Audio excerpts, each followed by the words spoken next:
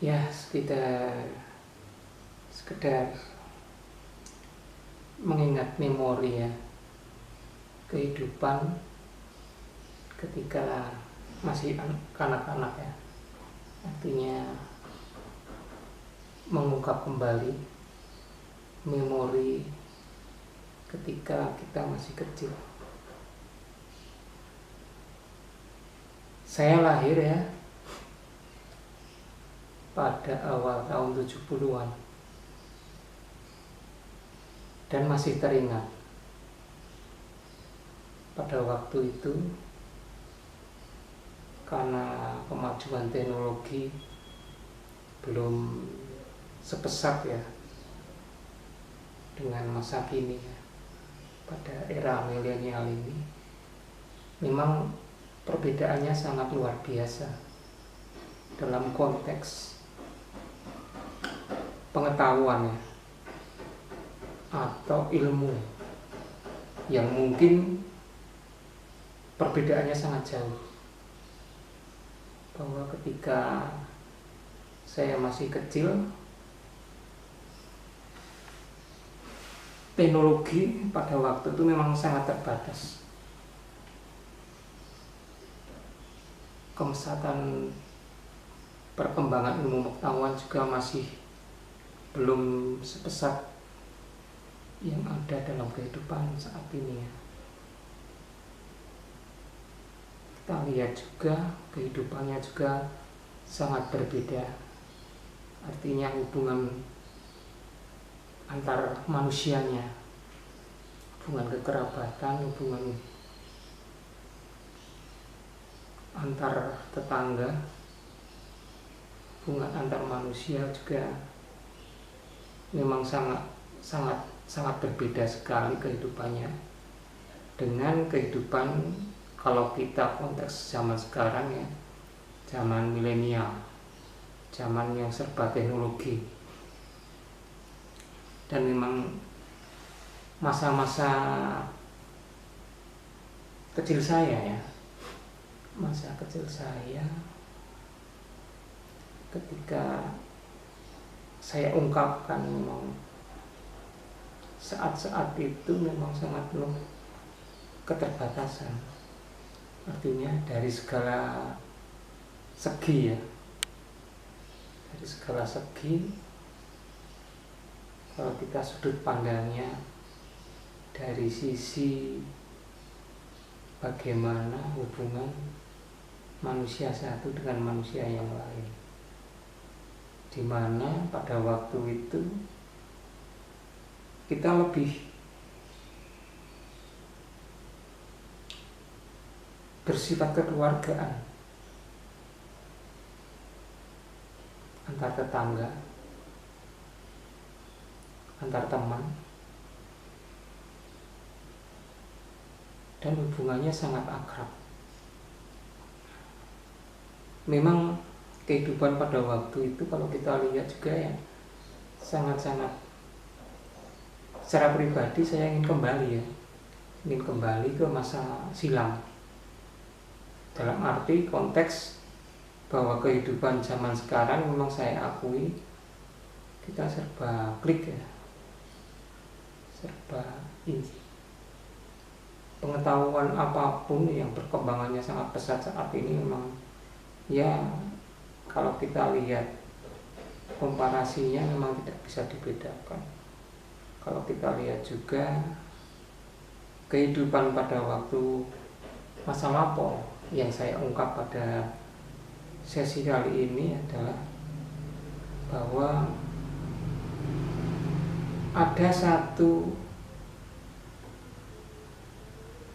mungkin bagi kehidupan saya adalah suatu misteri dalam konteks mungkin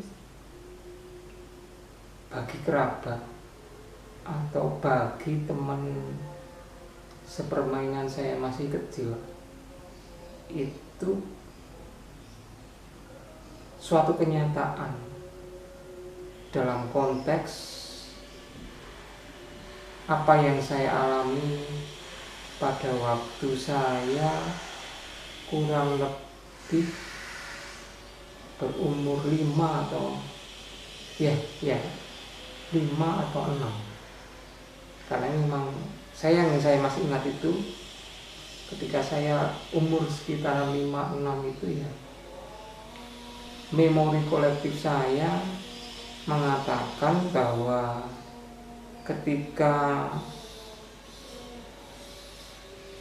pada waktu itu usia untuk memasuki sekolah dasar ya, sekolah dasar itu kalau mungkin zaman sekarang umur 5 tahun sudah bisa masuk ke bangku sekolah dasar atau kelas 1 ya. Namun pada waktu itu saya masih ingat sekali bahwa pada waktu itu saya belum menginjak bangku sekolah dasar atau bangku SD. Ada satu hal yang ingin mungkin bagi orang lain itu kelihatannya nyata. Bahkan sampai hari ini mungkin teman seperjuangan saya atau sepermainan saya pada waktu umur 5 tahun atau 6 tahun lah, mungkin juga keluarga saya, mungkin almarhum bapak ibu saya, kerabat saya, orang yang saya anggap mbah, atau kakak dan adik saya, atau tetangga-tetangga saya yang saat ini mungkin masih hidup ya, mungkin masih percaya bahwa ketika saya berumur 5 tahun atau 6 tahun itu saya memiliki julukannya Paraban, bahwa saya pada umur sekian pernah digondol wiwi atau digondol genderuwo. Nah, itu mungkin yang ingin saya ungkapkan. Itu memang sebagai suatu misteri ya, bahwa konteks keyakinan orang pada waktu itu bahwa mereka yakin saya betul-betul pernah digondol wewe atau digondol genderuwo. Artinya saya pernah dimasukkan atau diajak atau memang diambil oleh sosok bunian ya. Bunian artinya oleh makhluk astral yang mungkin bagi orang-orang pada waktu itu sering disebut dengan wewe atau genderuwo. Nah, ini yang bagi saya kehidupan sampai sekarang ini memang pas waktu saat inilah saya ungkapkan. Apakah benar saya itu waktu kecil pernah dibawa, atau istilah orang Jawa itu digondol wewe atau digondol atau dibawa oleh genderuwo. Nah, sebetulnya kalau dari kacamata rasional saya pribadi, saya belum pernah mengungkapkan yang sebelumnya. Secara rasional memang saya tolak dalam konteks karena saya sebagai pelakunya. Namun demikian, orang lain atau orang sekitar kehidupan saya waktu kecil itu masih menganggap bahwa saya itu pernah digondol wewe atau digondol gendruwo, makhluk bunian itu. Dan kepercayaan itu sampai mengakar, ya, artinya tidak pernah hilang. Artinya memori mereka pada waktu itu memang kehidupan yang serba kekurangan dalam konteks, karena satu ya, pada waktu itu zaman saya masih kecil itu penerangan belum menggunakan listrik, masih pakai teplok atau sentir ya, atau kalau di tempat mbah saya, keluarga saya pada waktu itu menggunakan petroma, artinya masih menggunakan minyak tanah atau spiritus ya untuk menghidupkan petroma. Kemudian perkembangan yang lain,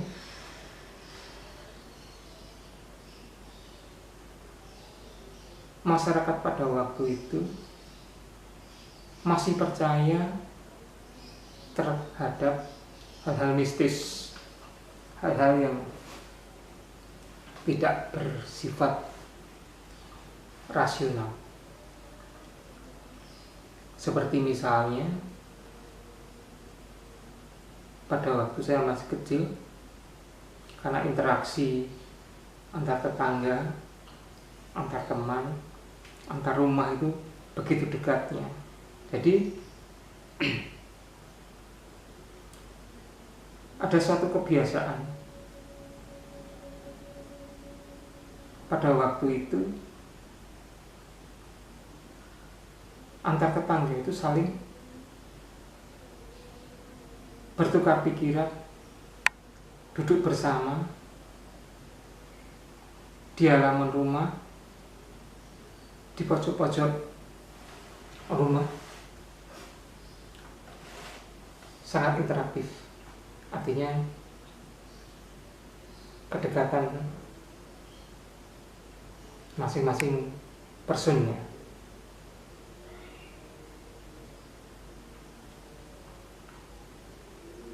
Demikian juga cerita-cerita mistis itu masih hidup ya.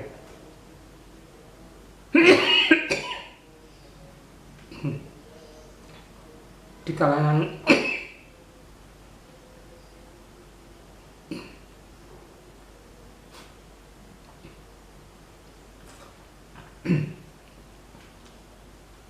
masyarakat pada waktu itu,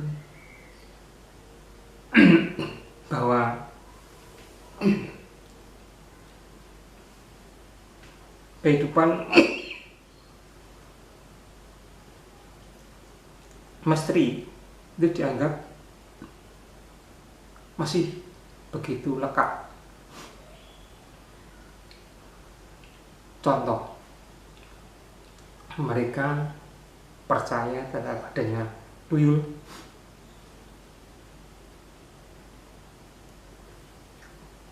genderuwo,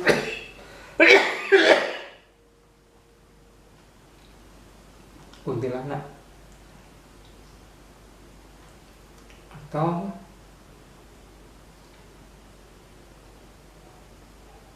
alam bunian lain. Bahkan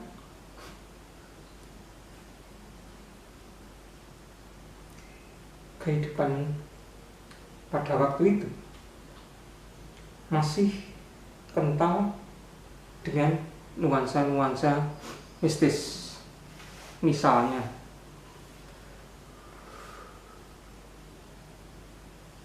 ada yang memiliki hajat sukitan,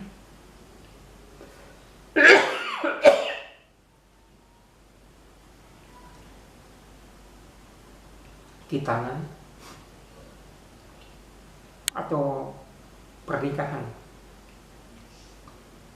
sebelum pelaksanaan hajat mereka, biasanya di pertigaan jembatan atau di pertigaan jalan, perempatan jalan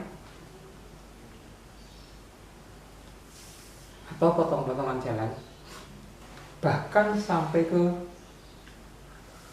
tempat alam kubur ya, maksudnya kuburan, mereka juga akan menyampaikan caos dahar, artinya semacam sesaji. Nah ini kehidupan pada waktu saya masih kecil, kental dengan nuansa-nuansa yang begitu mistis. Nah, kembali ke bahwa saya memiliki, atau orang masih menyebut ya, saya pernah digondol wiwi atau dibawa wiwi, digondol gendruwo atau dibawa gendruwo ke alam mereka, alam astral atau alam dunia, alam yang tidak tampak. Nah, bagaimana sebenarnya yang terjadi di kehidupan saya pada waktu kecil? Apakah betul bahwa saya pernah dibawa genderuwo, dibawa wiwi? Karena pada waktu masyarakat masih percaya bahwa alam astral, alam mistis itu ada dan bisa membawa kehidupan alam manusia, dibawa ke alam mereka. Nah, sebetulnya julukan atau paraban yang pernah disematkan pada saya, menurut perjalanan hidup saya secara rasional itu tidak benar. Namun demikian, pada waktu itu ya memang saya tidak memiliki suatu kekuatan untuk membantah, suatu kekuatan atau upaya-upaya dari saya untuk menangkis anggapan bahwa saya pernah dibawa oleh alam lembut, oleh penghuni alam lembut, dibawa ke alam mereka. Nah, bagaimana ceritanya? Nah, ini yang perlu kan kami sampaikan, saya sampaikan pada sesi channel saya ini, kehidupan saya pada waktu itu. Apakah benar bahwa saya pernah dibawa ke alam lain, alam lembut, alam dunia maya? Dunia maya konteksnya pada waktu itu ya dunia astral. Kalau saya jawab secara rasional, saya tidak pernah. Karena saya percaya terhadap sesuatu yang kita ukur dari sisi empirik. Empirik maksudnya apa yang saya alami. Saya memang kondisi pada waktu itu ya, kondisi pada waktu saya masih kecil, umur 5-6 itu kan ada kecenderungan untuk mencontoh orang yang sudah dewasa dengan kehidupan yang katakanlah masih belum maju seperti kehidupan sekarang. Saya pada waktu masih kecil itu kurang lebih siang atau sore hari. Jadi karena waktu kecil dan melihat orang yang sudah dewasa ingin melakukan hal-hal yang sama, artinya mencontoh orang yang sudah dewasa. Nah, ketika siang atau sore tersebut, kan suasana pada waktu itu kehidupan memang beda dengan zaman sekarang kehidupannya pada waktu itu tidak terbiasa dengan hal-hal yang berisik, artinya karena memang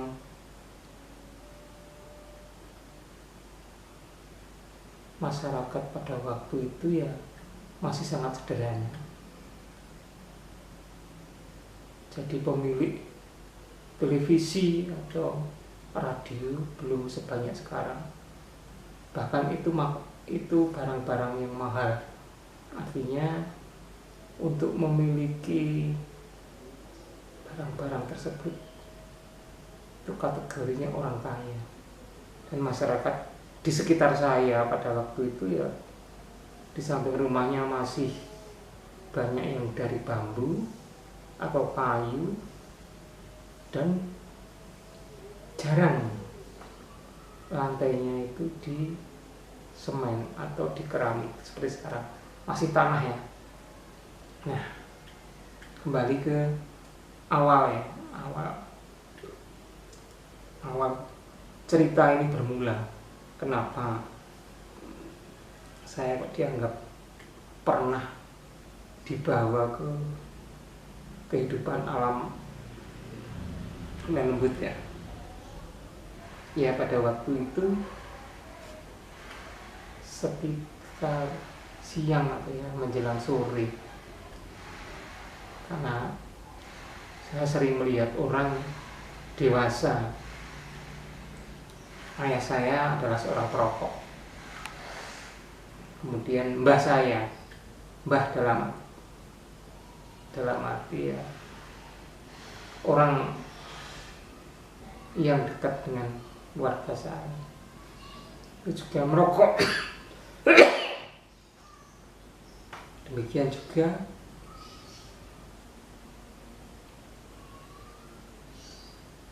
beberapa tetangga saya, mereka juga merokok.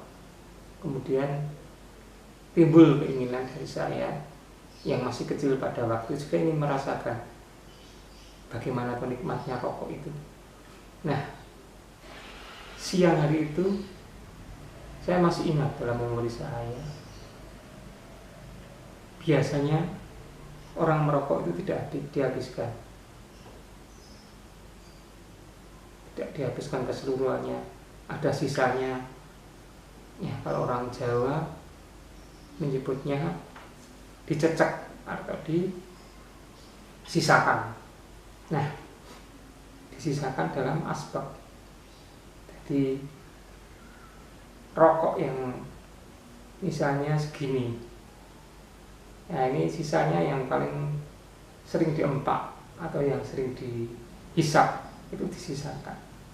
Nah, di situ masih ada tembakau ada tembakau. Pada waktu itu saya masih ingat di asbaknya si mbah saya yang pada waktu itu berprofesi sebagai seorang penjahit, seorang penjahit, jahit sambil merokok. Nah, kemudian sisanya ini, cecekannya, sisa puntung rokok itu dimasukkan ke asbak. Nah, dari situ timbul keinginan saya untuk menikmati bagaimana sih rasanya, nikmatnya orang merokok itu. Kemudian saya ngambil sisa puntung rokok itu. Nah, sisa puntung rokok itu saya ambil. Kemudian karena yang ada pada waktu itu ya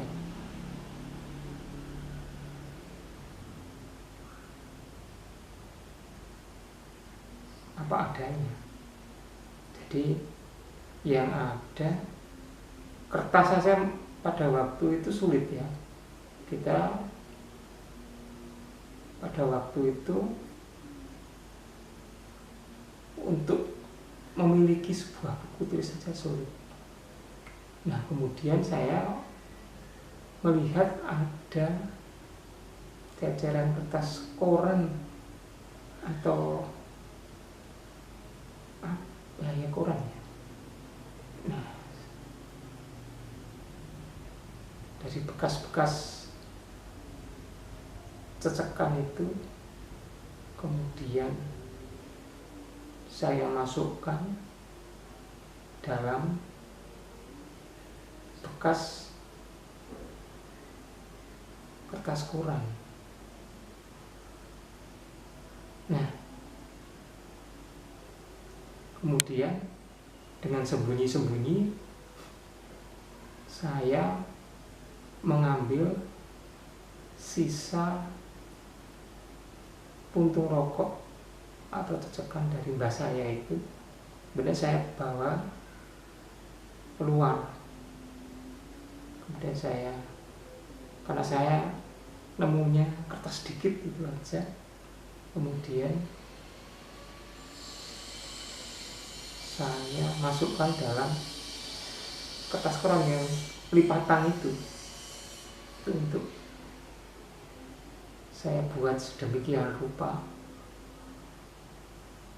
untuk seakan-akan ya jadi rokok itu. Jadi rokok itu kemudian sambil keluar bawa tembakau, kemudian juga bawa korek. Kalau pada waktu itu koreknya juga dari minyak tanah. Kemudian dengan sembunyi-sembunyi saya masuk ke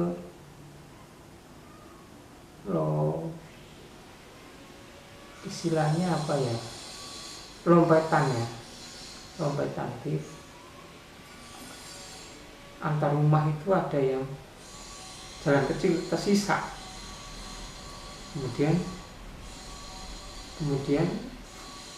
dari tembakau cecekan itu saya linting pakai kertas koran itu, saya buat sedemikian rupa ya jadi seakan-akan ya saya menganggap pada waktu itu ya itulah rokoknya orang dewasa. Dan saya mencoba untuk coba rokok ini saya hisap, kemudian saya hidupkan dengan menggunakan korek, dan ketika itu saya hisap. Nah, karena asik menghisap rokok itu tanpa sepengetahuan saya ternyata ya ada tetangga yang melihat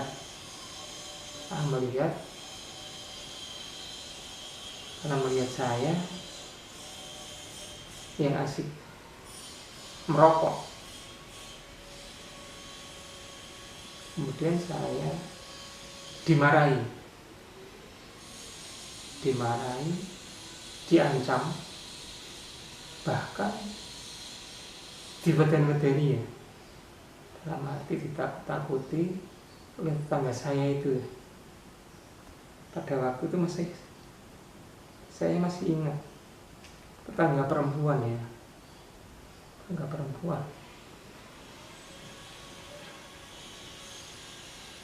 Nah, kemudian tetangga saya itu bilang sama saya, tak kandhake bapakmu lho. Saya beritahukan bapakmu lho bahwa kamu merokok. Masih kecil kok wis ngerokok. Masih kecil kok merokok. Itu yang disampaikan oleh tetangga saya. Tapi ketika menyampaikan itu ya nadanya datar, tidak ada gertakan, tidak biasa. Bahkan saya masih ingat itu sambil pergi, mungkin karena hanya tetangga, tidak ada hubungan darah atau kekeluargaan, mungkin ya sebatas karena saling tetangga, saling menegur. Jadi tidak ada pretensi apa-apa bahwa ancaman yang disampaikan itu akan disampaikan ke orang tua saya. Namun demikian bagi saya beda. Apa yang disampaikan oleh tetangga saya itu, ibu-ibu tersebut, bahkan bagai suara halilintar menggelegar yang membuat saya takut pada waktu itu, karena ternyata dikunangi atau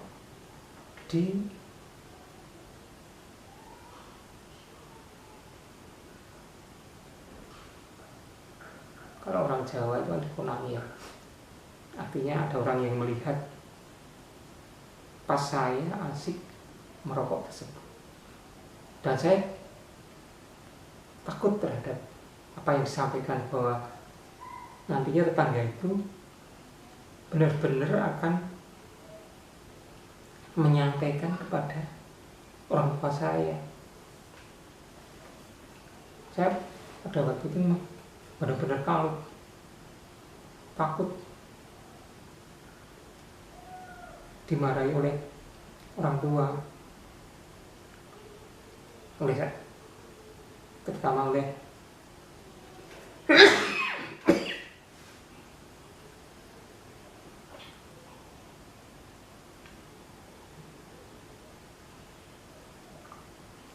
ayah saya ya. Saya takutnya sangat luar biasa, karena pada waktu itu memang kedekatan kita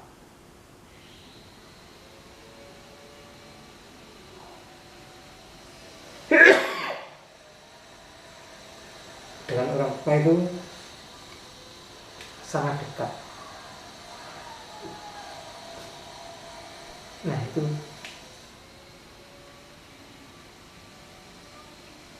saking takutnya saya kemudian membuang rokok yang saya hisap itu dan bersembunyi.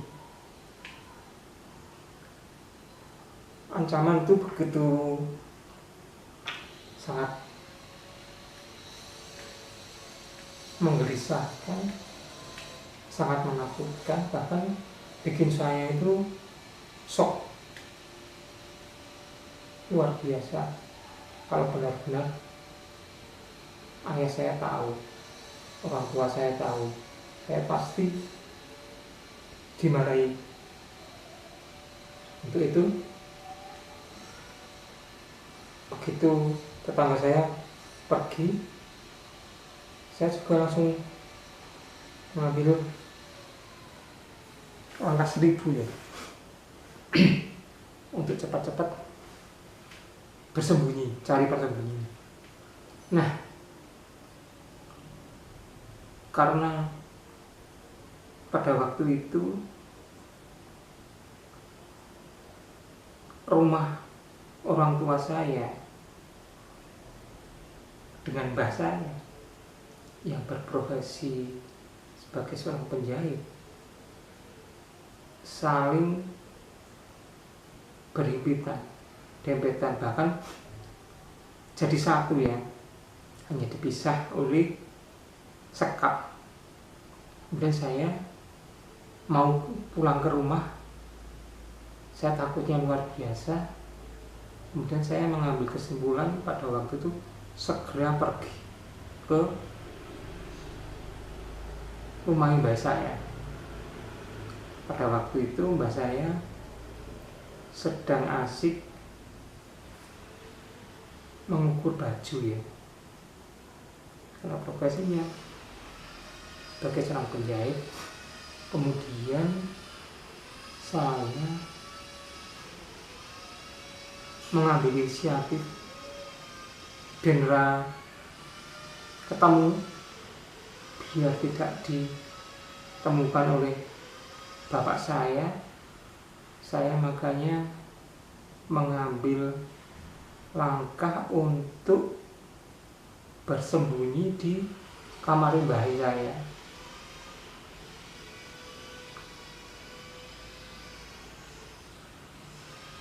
Kamar mbah saya itu hanya ada 2 barang ya. Satu tempat tidur, kemudian satunya meja. Nah, meja ini kan biasa dipakai oleh mbah saya karena pada waktu itu ya masih ramai atau gencar-gencarnya dengan apa yang disebut buntut atau nalu ya. Artinya meja itu dipakai oleh mbah saya untuk merumus buntut atau nomor atau perjudian, angka judi. Nah, saya kemudian lari di bawah meja itu, di bawah meja dalam kamar mbah saya, Mbah Hadi ya namanya, kamarnya Mbah Hadi. Nah, kemudian saya pada waktu itu masih ingat, sudah sore menjelang maghrib. Kemudian saya bersembunyi di bawah persis meja. Jadi saya bisa memantau aktivitas mbah saya ketika masuk kamar, keluar kamar, saya langsung bisa memantau. Di mobilitas keluar masuknya saya bisa melihat Mbah Kakung, Mbah Hadi Kakung, Mbah Hadi yang laki-laki maupun Mbah Hadi yang putri, Mbah Putri, Mbah yang perempuan. Kemudian ketika menjelang maghrib itulah orang tua saya mencari saya keberadaannya, karena dari siang sampai sore dan maghrib kok tidak kelihatan dan belum makan. Jadi kondisi pada waktu itu ya, saya sebetulnya lapar atau ngalih bahasa Jawa, tapi rasa takut itulah yang membuat saya jadi kuat bertahan untuk tidak makan.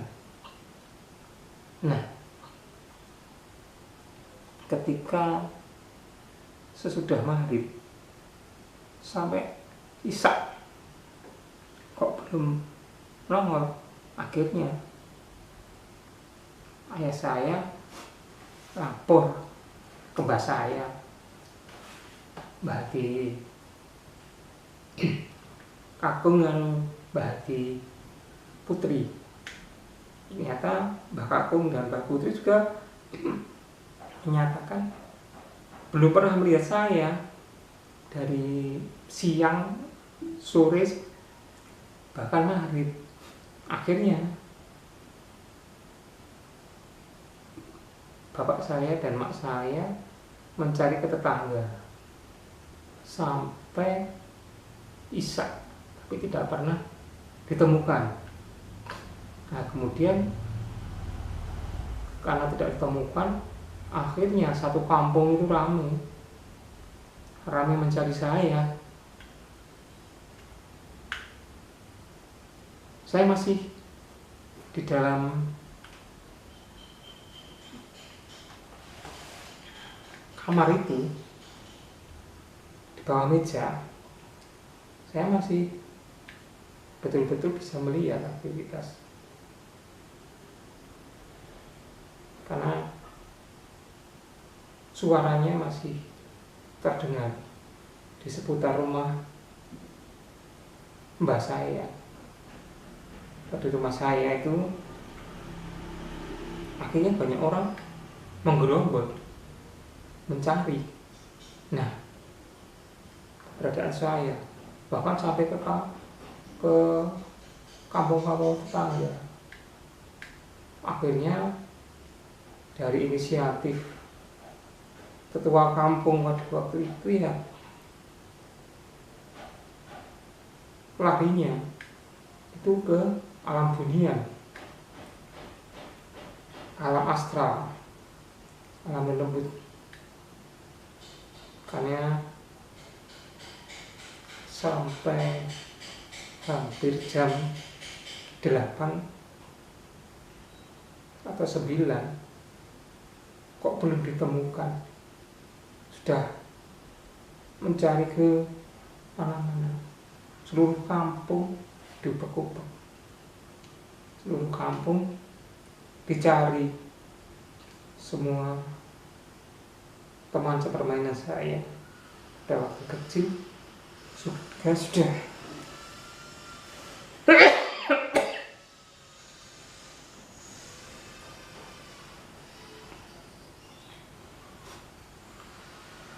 ditanyai ya, apakah mereka melihat saya atau tidak. Demikian juga sampai ke kampung-kampung tetangga.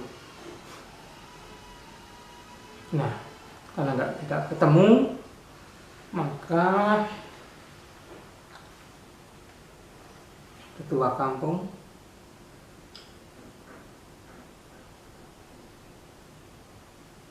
berinisiatif memakai metode lama, metode untuk mencari orang hilang, bahwa mereka berkesimpulan bahwa saya pasti diumpeti WW atau genderuwo. Ketua kampung pada waktu itu menyimpulkan bahwa saya disembunyikan oleh makhluk lembut yang mereka kenal sebagai WW atau genderuwo. Nah, saya padahal di dalam kamar, bawah meja itu ya mendengar semua apa yang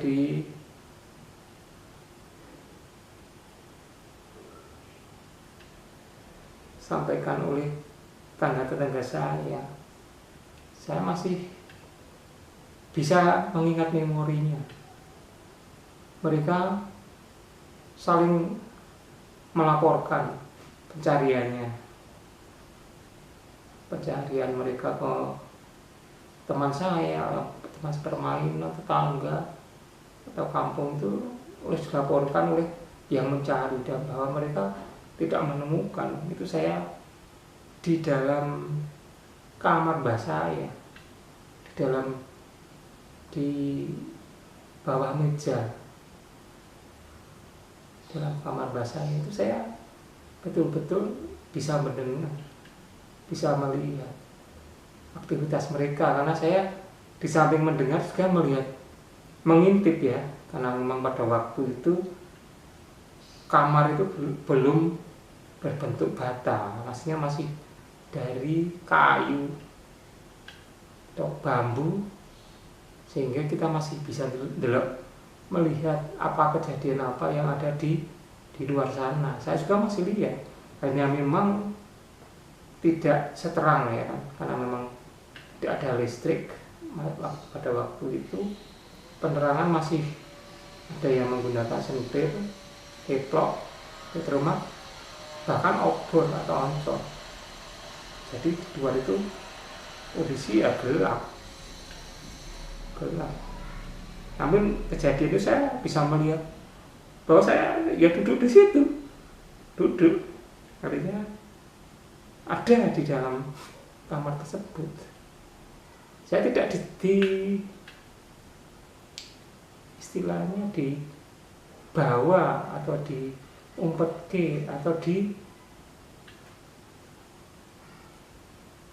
gondol atau dibawa oleh apa yang disebut dengan gendruwo atau wewe. Saya tidak, saya masih clear dan clean bahwa saya masih berjalan dengan normal. Artinya saya itu melihat kejadian di luar itu seperti apa. Kejadian di luar itu apa yang dibicarakan orang tentang saya itu masih ingat, betul-betul masih ingat apa saja terjadi. Dalam kondisi pada waktu itu memang saya lapar, anak kecil ya, kecil umur sekitar 5-6 tahun, dari siang sampai malam jam 8, jam 9 belum makan. Ya emang perutnya ya ngelih, melintir-lintir, merasa sangat lapar, tapi memang tidak bisa berbuat apa-apa karena memang dicekam oleh rasa takut dimarahi oleh ayah saya. Nah, saya ketahuan merokok di tetangga, takutnya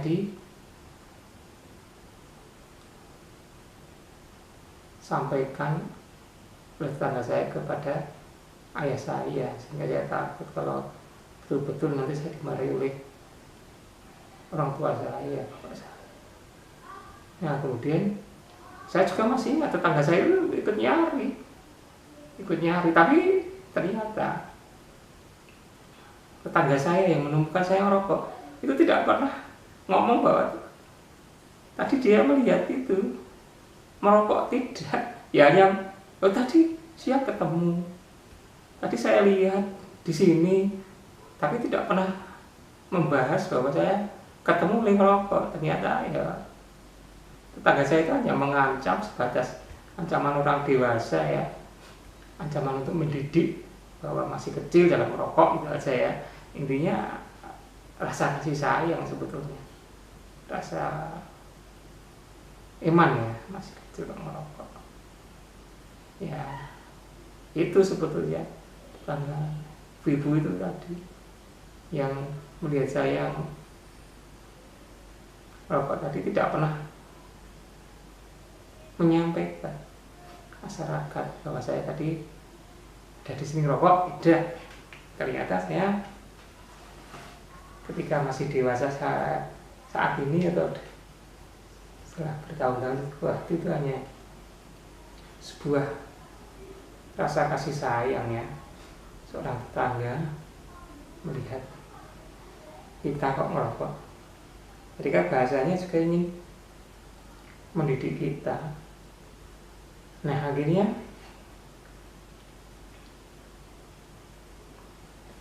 karena tidak ditemukan, ya tidak ditemukan, saya hanya di dalam kamar rumah mbak saya, kemudian di bawah meja.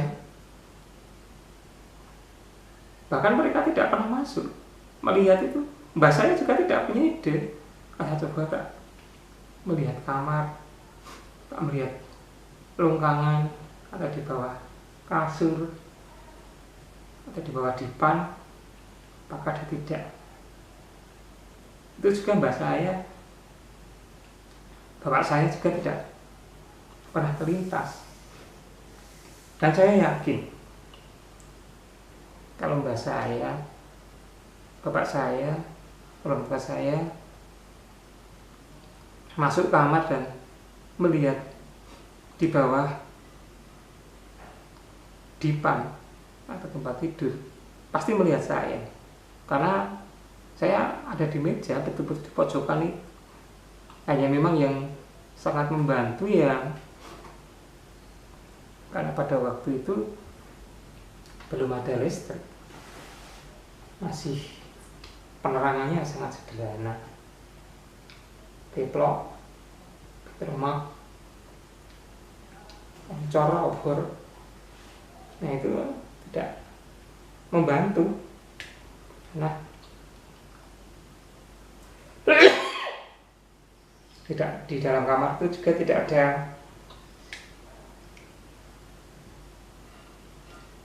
penerangan ya.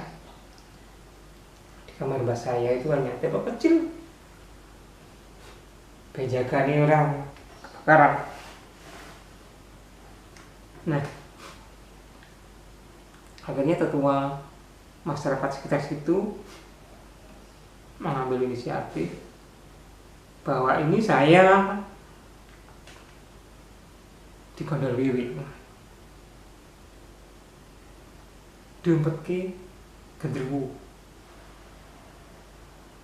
disembunyikan makhluk halus yang bernama genderuwo atau wiwi. Nah itu akhirnya mereka sepakat untuk menggunakan cara-cara tradisional. Akhirnya mereka, tetangga-tetangga saya, tetangga-tetangga serumah itu menabuh bebunyian apa saja yang bisa ditabuh agar saya dilepaskan dari cengkraman genderuwo maupun wewe gombel. Nah itu akhirnya tetangga itu punya piring, punya manci, punya kentongan, punya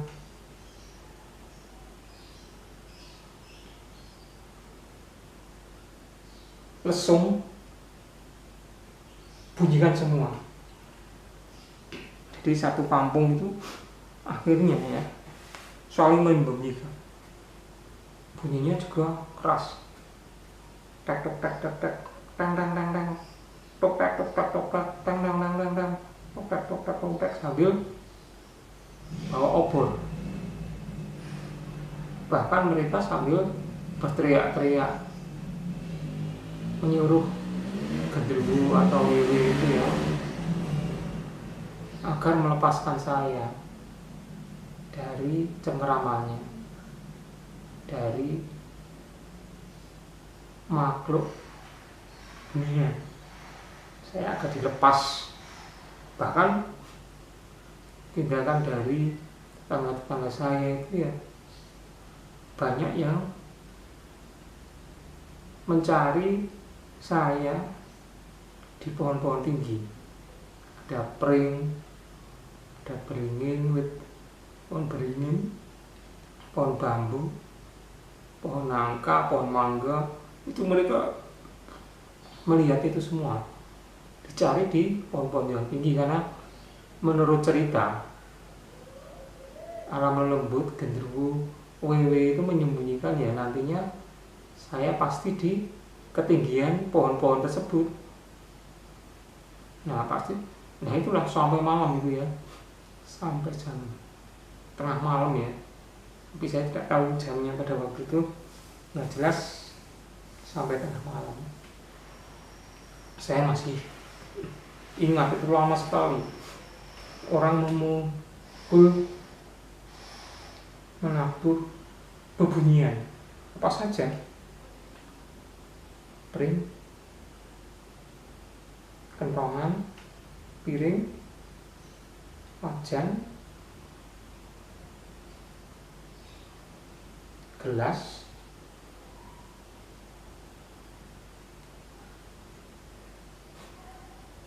lumbung, apa saja, bahkan yang bisa dibunyikan sambil teriak-teriak itu. Akhirnya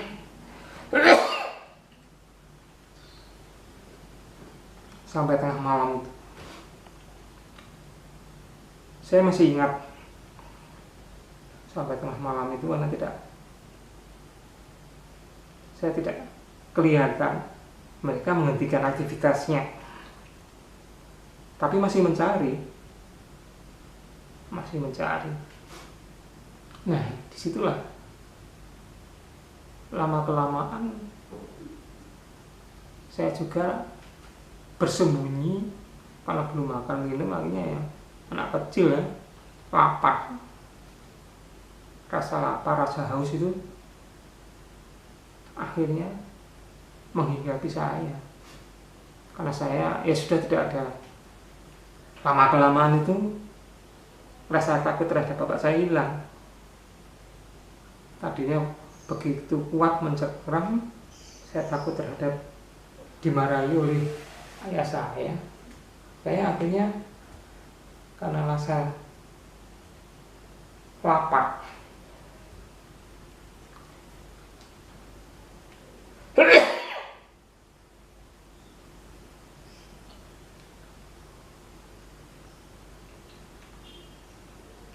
dan haus ya, akhirnya saya memutuskan untuk keluar dari persembunyian.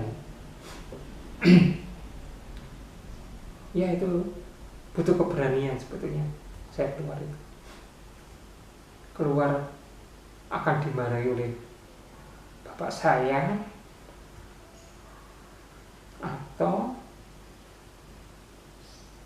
saya lapar karena sudah tidak makan berjam-jam dan haus. Akhirnya panggilan alam ya, seorang anak kecil lah, lapar dan haus pasti ya tidak bisa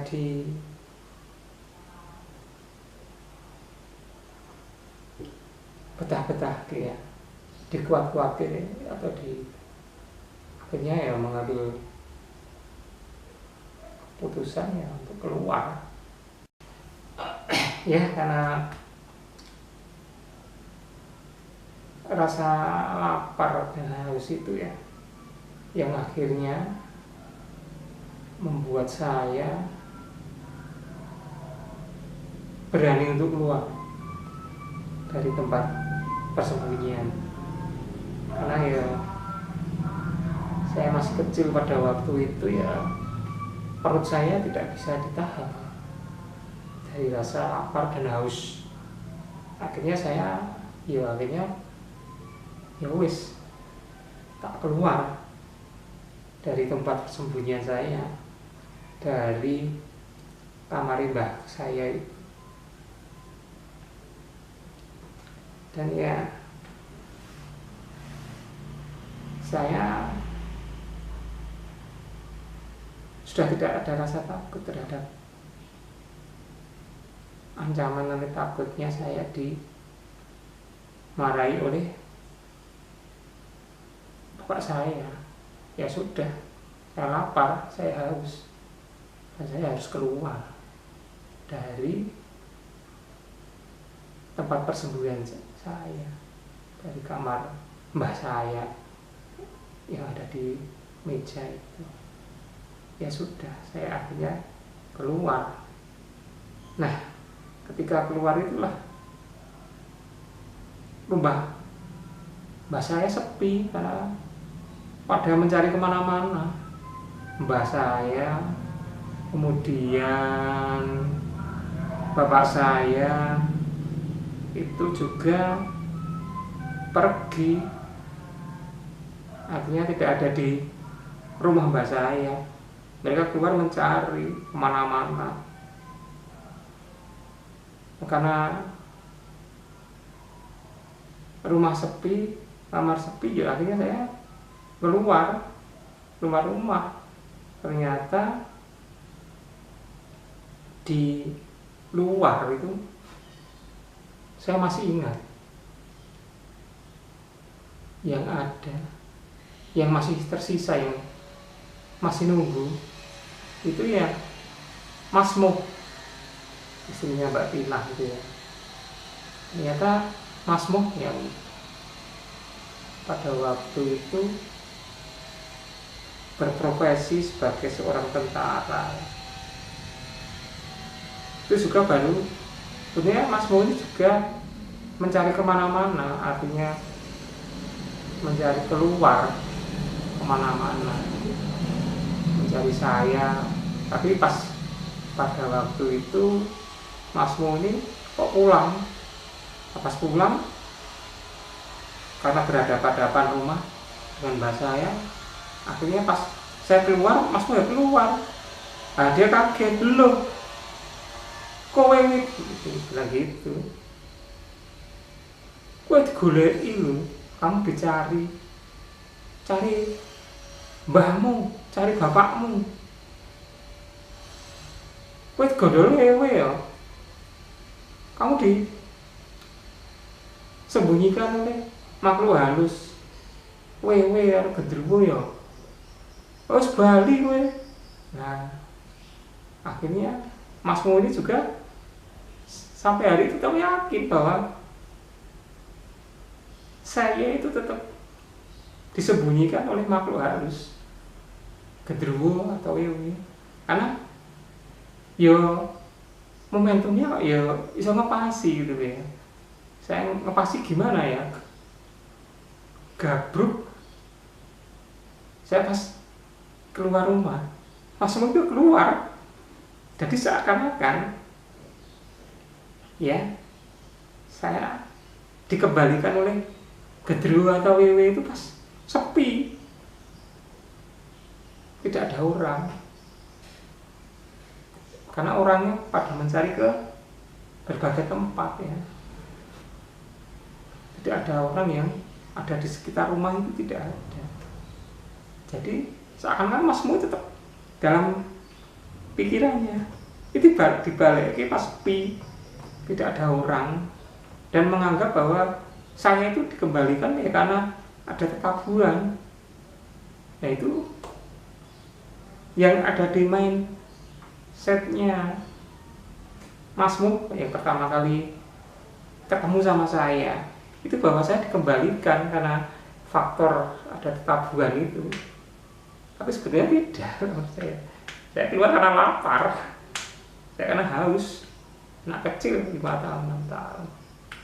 Dan saya selama bersembunyi itu ya normal-normal saja. Tidak ada orang lain selain saya, karena memang saya takut ya dimarahi oleh bapak saya. Dan saya menerima aja, ya sudah. Memang saya masih kecil, tidak memiliki kekuatan alibi untuk menolak. Mas Moh aja bilang, ya sudah, karena sudah dipulangkan ya wes. Akhirnya Mas Moh itu berlari ke sana kemari memberitahu bahwa saya sudah dikembalikan oleh gendruwo atau wewe ke rumah mbah saya. Nah, itu ceritanya seperti itu. Mas Moh aja yang ketemu sama saya ya, gabruk gitu, masih menganggap tadi kembalikan oleh makhluk halus, wewe atau gendruwo. Dia tidak berpikir secara logik atau rasional, tidak menanyai kowe nang ndi wae, kamu kemana saja, kamu sama siapa, tidak. Dia berpikir ya sudah dikembalikan, sudah bersyukur. Akhirnya saya ambilkan minum ya Mas Moh, kon ngombe, padahal saya haus, lapar. Ya, akhirnya karena Mas Moh percaya sudah dikembalikan, akhirnya ya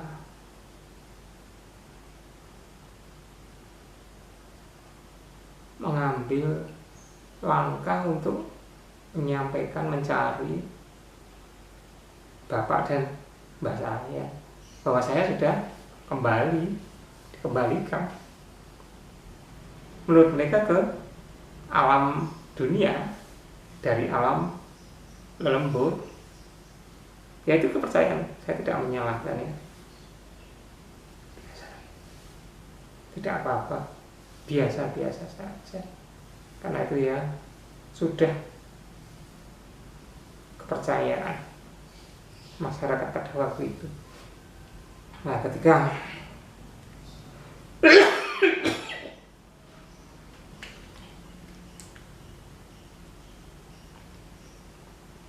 orang-orang sudah kumpul ya, tidak bersyukur bahwa saya sudah dikembalikan ke alam nyata. Mereka tidak berpikir logik, rasional. Bahkan bapak saya terharu.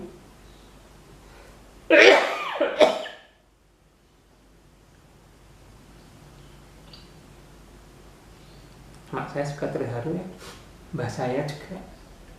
Saya kembali dengan selamat. Pikiran mereka ya tidak diapa-apain oleh gendruwo maupun makhluk halus. Sopan syukur mereka panjatkan kepada Tuhan Yang Maha Esa. Saya dipeluk ya, peluk oleh orang-orang tersebut.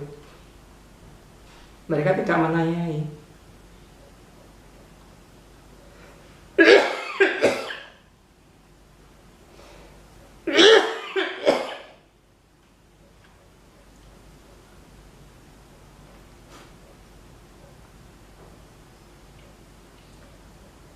Mereka tidak menanyai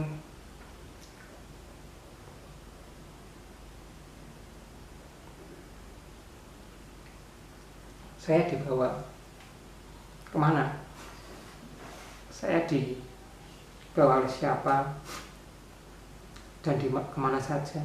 Tidak. Mereka mengucapkan syukur bahwa saya dengan selamat ya dikembalikan menurut pandangan mereka ke alam kehidupan manusia. Mereka bersyukur sudah, mereka tidak menanyai macam-macam tangga. Bahkan mbah saya yakin, saya yakinnya bahwa saya betul-betul dibawa ke alam lembut. Tidak apa-apa. Nah ya, kepercayaan mereka seperti itu, dan saya juga tidak menyalahkan kepercayaan tersebut. Saya terima, namun demikian saya juga mengucapkan syukur.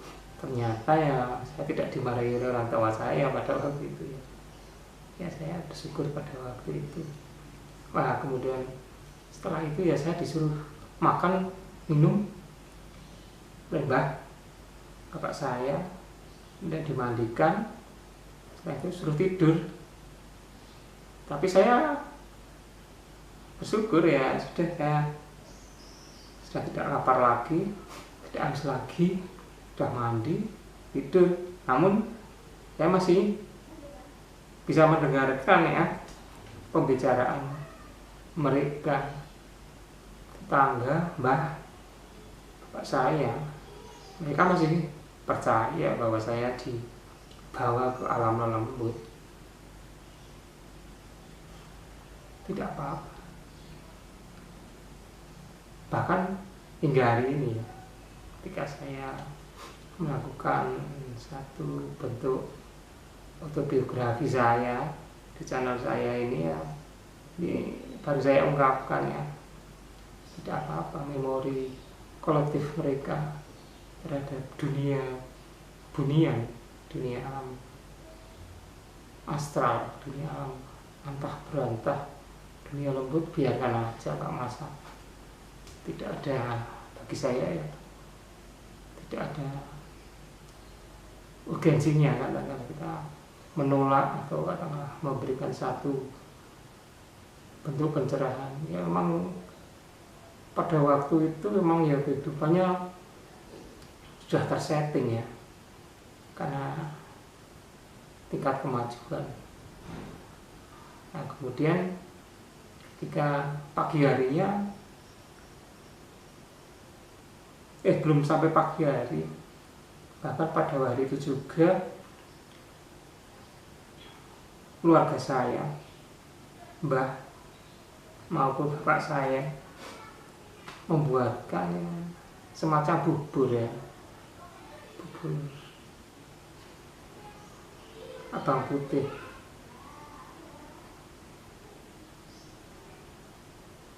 Dilanjutkan esok harinya juga sama, membuat bubur ya, sebagai tanda bersyukur bahwa saya sudah dikembalikan ya, ke alam manusia. Nah kemudian ya keesok harinya, wah saya ditanyai macam-macam, beragam, atau seluruh tetangga itu kalau ketemu saya ya saya suruh menceritakan bagaimana ya pengalaman saya di dunia astral itu ya, di bawah genderuwo atau wewe ya. Jadi saya banyak ditanya macam-macam lah, kamu kue ning kono ketemu harus apa wae, kamu di sana, di alam sana itu ketemu sama makhluk berupa apa, kamu di sana itu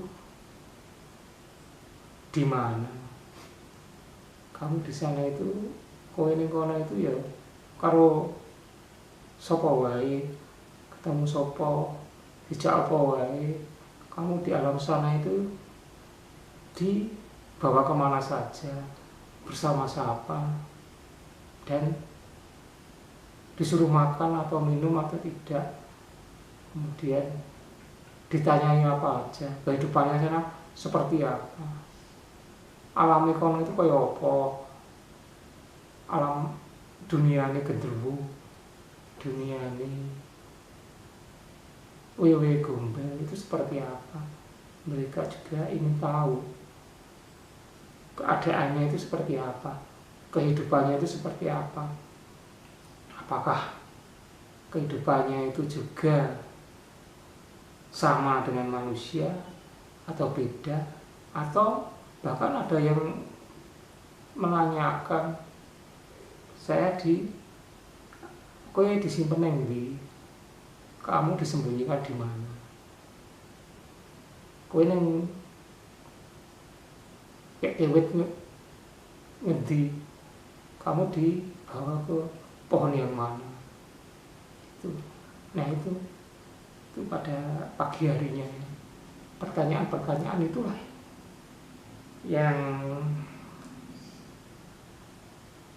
ditanyakan kepada saya, dan saya itu pada waktu itu ya tidak menjawab. Saya ditanya satu persatu ya jawab saya diam aja, nggak tanya.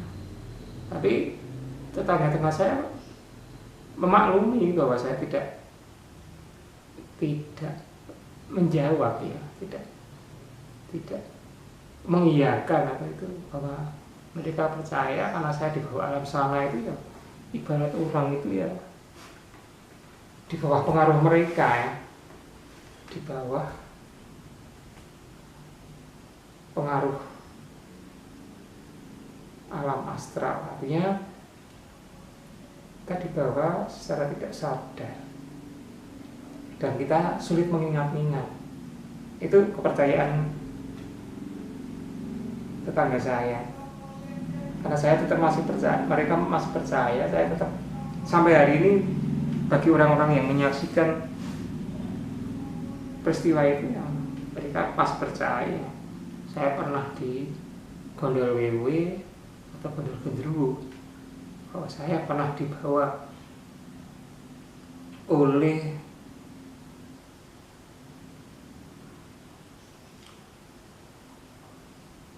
genderuwo atau gondol wewe di alam kasunyatan. Nah itu yang saya juga ketika ditanya saya tidak pernah berbicara dalam arti menjawab sepatah dua kata. Kalau itu pertanyaan ya berkisar kaitannya dengan kisah mistis bahwa saya dibawa oleh makhluk astral. Itu tidak pernah saya jawab, dan saya juga diam aja sampai hari ini. Ketika saya melakukan satu bentuk cerita dalam konteks secara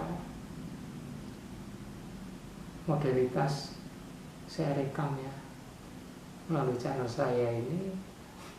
Nah ini yang biar sebagai saksi ya bahwa saya dulunya waktu umur 5-6 tahun itu ya pernah dihebohkan, pernah dibuat stigma, pernah dicap oleh tetangga atau orang-orang yang katakanlah hidup sepantaran saya, keluarga saya yang waktu kecil itu. Ya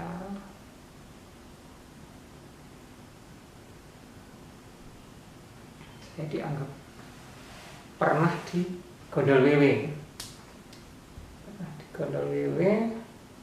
gondol genderuwo. Padahal kalau kita lihat dari bentuk kampung saya, tempat tinggal mbah saya, bapak saya itu padat. Jadi ya setengah perkampungan orang gitu, Kamagelang, tingkat kepadatannya sangat tinggi ya.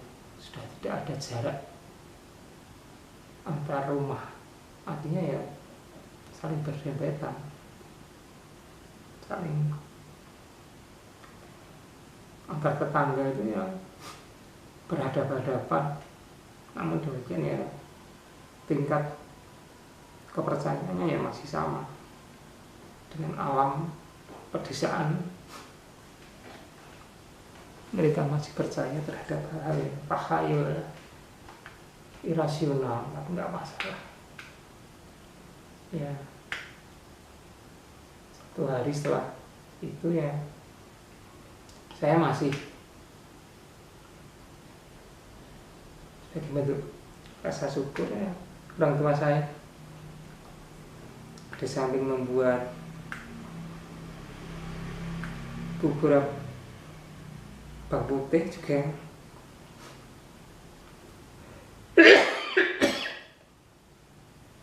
selamatan ya, kenduri, selamatan kenduri dengan cara sederhana,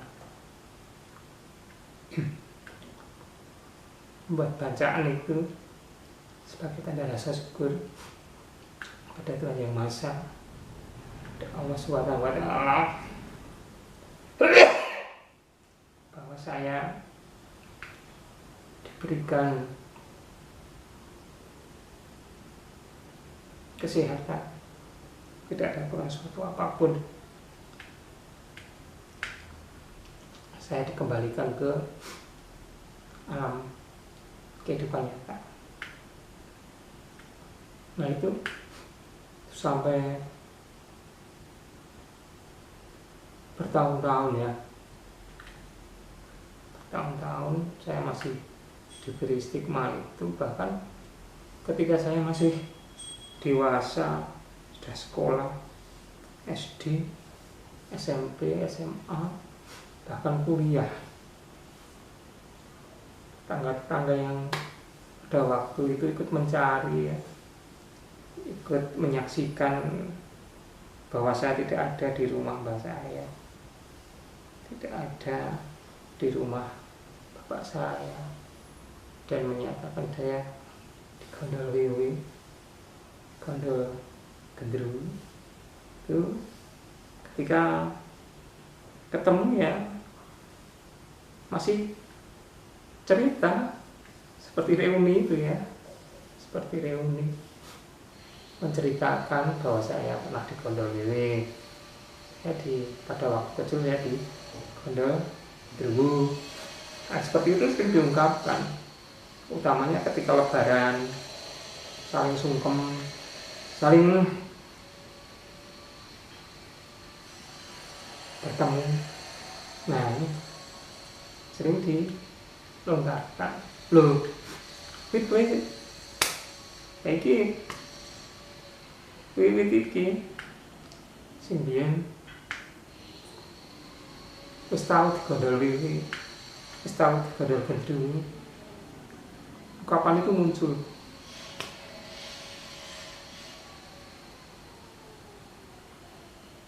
Sebagai ungkapan bahwa ya saya melihatnya itu tingkat keakraban kita ya,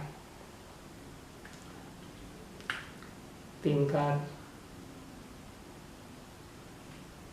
mereka memiliki, kalau kita saudara, mereka memiliki memori bahwa kita bertetangga, yaitu kadang-kadang yang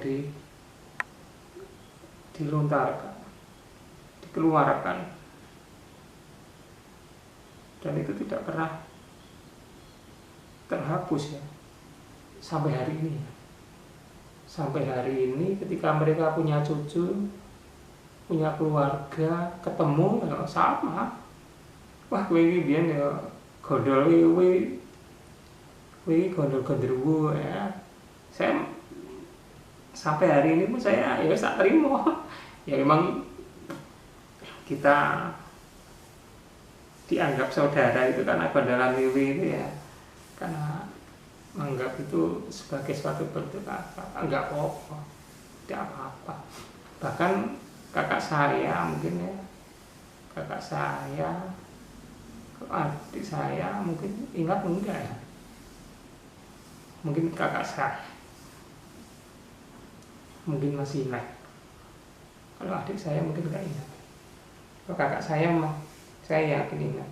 Nah mungkin saya masih umur 5 tahun, kakak saya juga mungkin masih ingat bahwa saya di Gondol Wiwit, Gondol Genderuwo. Mungkin adik saya juga ya, tapi mungkin juga adik saya belum lahir ya, atau belum lihat saya punya 2 adik, mungkin saya belum menemui, tapi hanya mungkin dari cerita-cerita tetangga, cerita orang tua,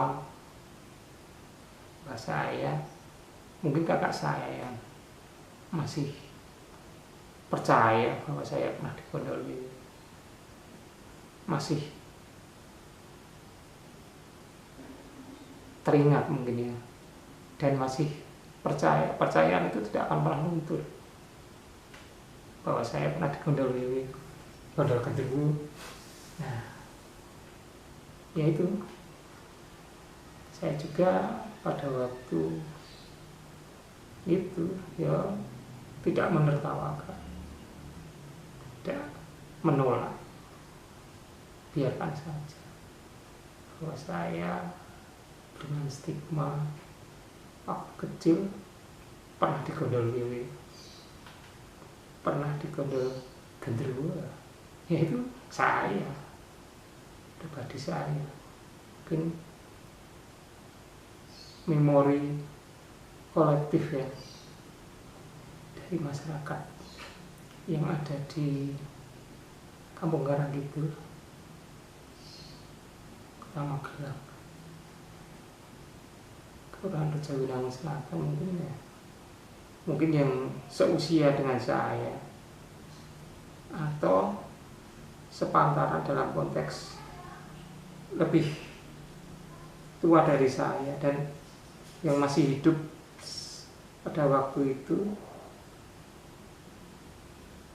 di lingkungan masyarakat atau kampung Karangkidul, Rejowinangun, Kota Magelang. Mungkin ya cerita ini ya, pada waktu itu ya yang kalau berkaitan dengan mistis ya, sekitar tahun 75 75 ya. 74 atau 75 lah, oh ya. Itu ya mungkin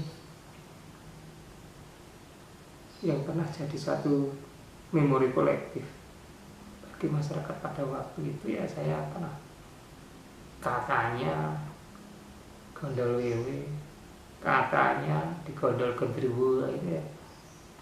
Ya itu ya saya terima. Ya tidak apa-apa, sebagai bagian be a part of life ya, menjadi suatu bagian dari hidup saya, be a part of my life, menjadi satu bentuk bagian dari hidup saya, dan saya sangat menikmatinya. Nah, saya akhirnya ya kembali lagi, saya bersyukur kepada Tuhan Yang Maha Esa, Allah Subhanahu wa Ta'ala, bahwasanya ternyata saya bisa menjadi suatu pelajaran bagi rohani kehidupan saya, bagi kejiwaan saya, bagi kehidupan saya mendatang, bahwa ya manusia itu, saya percaya juga dalam keyakinan saya Islam, di samping ada kehidupan manusia itu juga ada kehidupan yang lain, itu saya juga percaya. Nah ini satu bentuk pembelajaran bagi saya, dan saya juga yakinnya bahwa julukan saya waktu masih kecil pernah digondol wiwi, saya waktu kecil pernah digondol gendruwo, itu juga menjadi suatu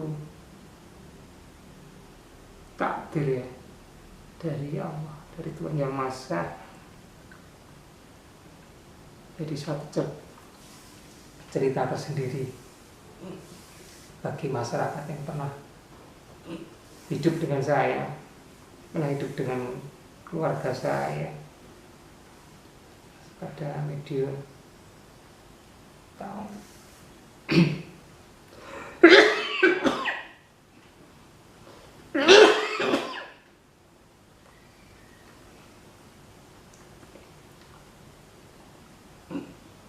pada tahunnya 74 ya, mungkin sekarang tahun 74 ya, mungkin masyarakat yang pada waktu itu ya sekarang ini mungkin sudah sepuh-sepuh ya, sudah masak. Saya sendiri juga sudah merasa puas, dan itu saya yakin jadi kenangan indah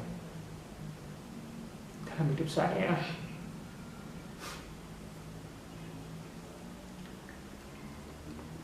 Dan yang tidak bisa dilupakan ya, kenangan yang termanis mungkin ya bagi saya dan keluarga saya, bahwa saya pernah mendapat julukan waktu kecil, masa kehidupan saya kecil, bahwa saya pernah mendapat julukan waktu kecil, masa kehidupan saya kecil, bahwa saya pernah digondol wiwi atau pernah digondol gendruwo.